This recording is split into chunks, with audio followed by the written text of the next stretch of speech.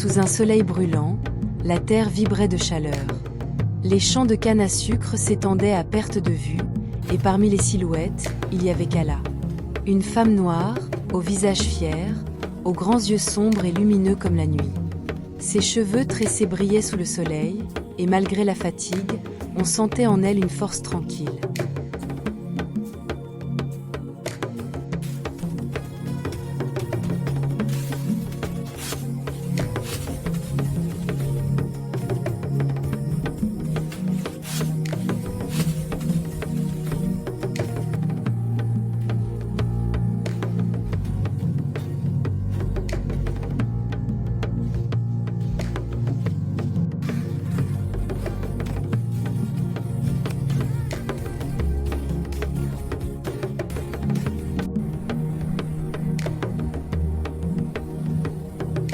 Chaque soir, après le travail, son fils Tikala, un Zoli Timoun, au regard profond, vif et curieux, courait vers elle pour l'embrasser. Kala le prenait dans ses bras et rentrait chez eux, s'installait auprès d'un feu, où elle lui racontait histoire la cour tout en triant les plantes pouffées herbeuses. Kala connaissait les plantes mieux que personne. Elle savait lesquelles apaisaient la fièvre, lesquelles refermaient les plaies, lesquelles calmaient les âmes. Son don, elle le tenait de la terre elle-même. Un jour, un grand silence tomba sur la maison du maître. Sa fille unique était tombée gravement malade. La fièvre la brûlait, les médecins venaient, repartaient, impuissants.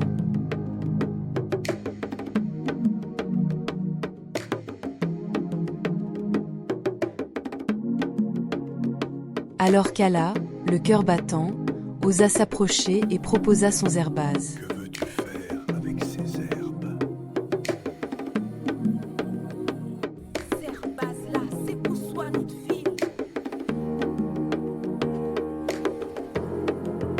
Kala prépara ses remèdes.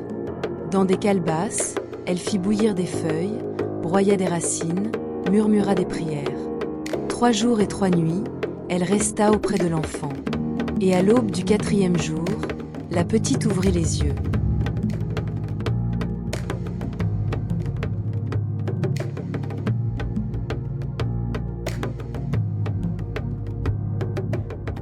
Le maître, les larmes aux yeux, remercia Kala.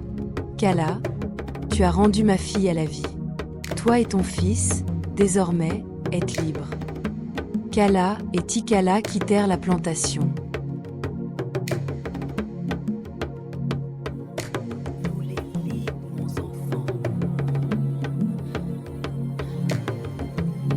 Ils marchèrent longtemps, jusqu'à trouver un coin tranquille, là-haut, près d'une forêt.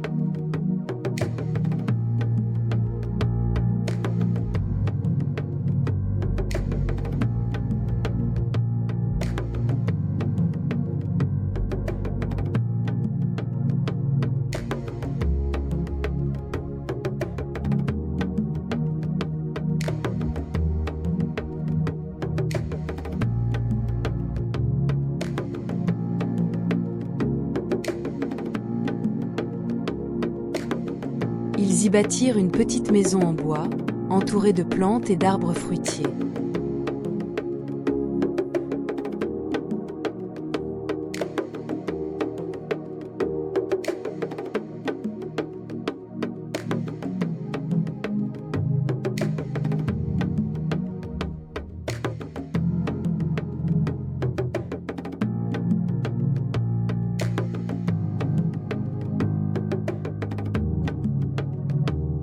La ville était gaillarde.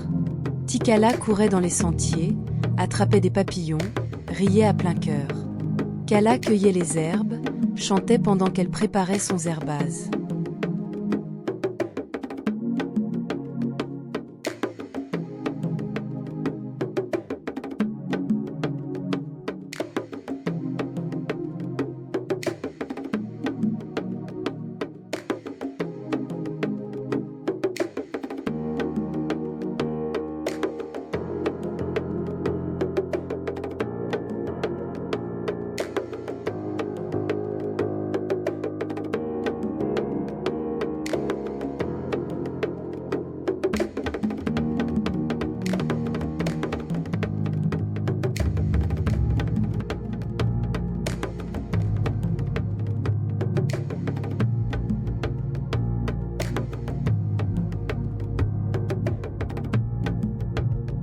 Un matin, Tikala, curieux, décide descendre en Villerode camarade.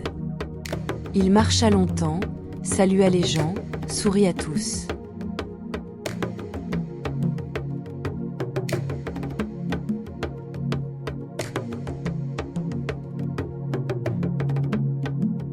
Mais à peine s'approcha-t-il des autres enfants qu'ils s'arrêtèrent de jouer.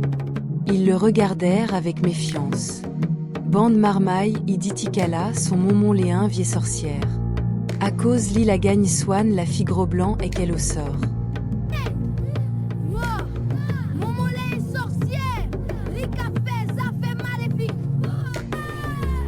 Non, mon mollet est pas sorcière. Les moqueries fusèrent, les insultes pleuvaient. Tikala voulut fuir, mais un garçon la envoya un bel cap, Dan Coco Tikala.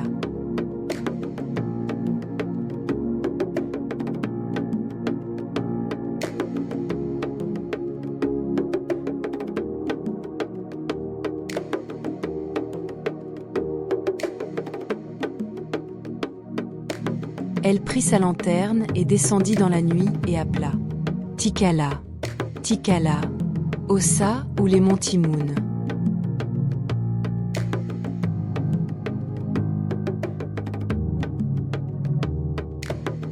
Le vent lui répondit, mais pas la voix de son fils.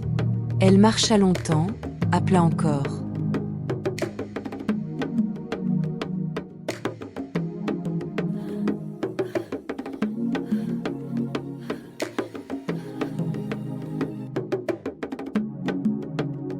Et puis, dans la poussière du chemin, elle vit Tikala allongé par terre. Son cri monta dans la nuit, long, profond, déchirant. Un cri que le vent emporta, jusqu'à la forêt.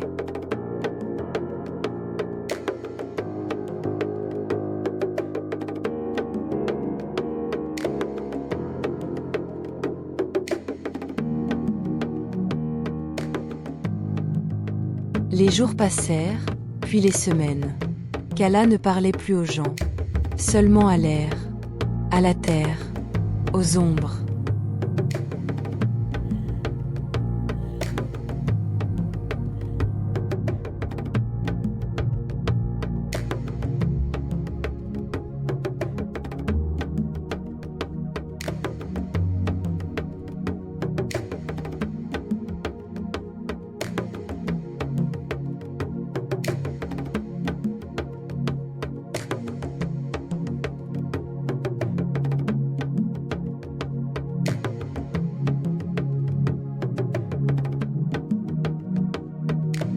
Lit occupe son corps.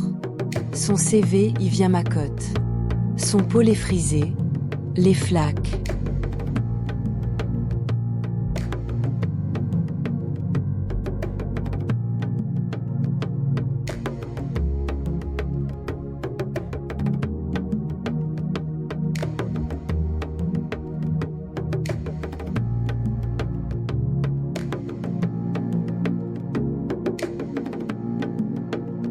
Peu à peu, les habitants du village commencèrent à murmurer.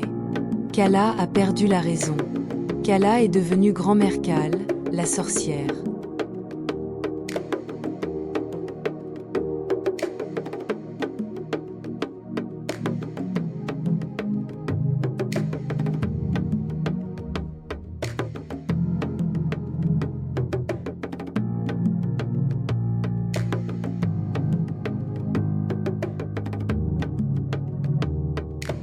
Depuis ce jour, chaque soir, à la tombée de la nuit, une silhouette traverse les chemins. C'est Kala. Sa lanterne tremble dans le noir, sa voix chuchote. Tikala, mon enfant Ossa ou les.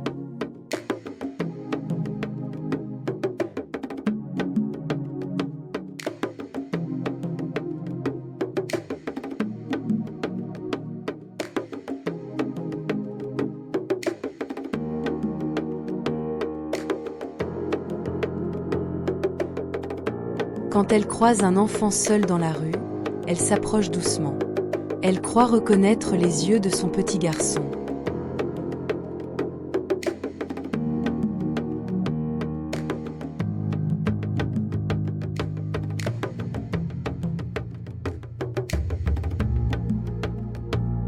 Viens Tikala, il fait frais dehors.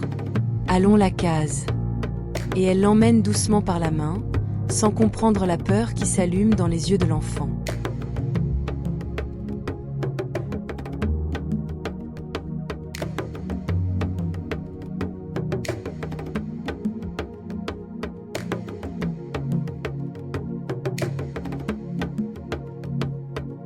Alors, depuis, dans tout le village, les mères crient à leurs petits. Rends Azote vite, avant grand-mère Cal y trappe Azote.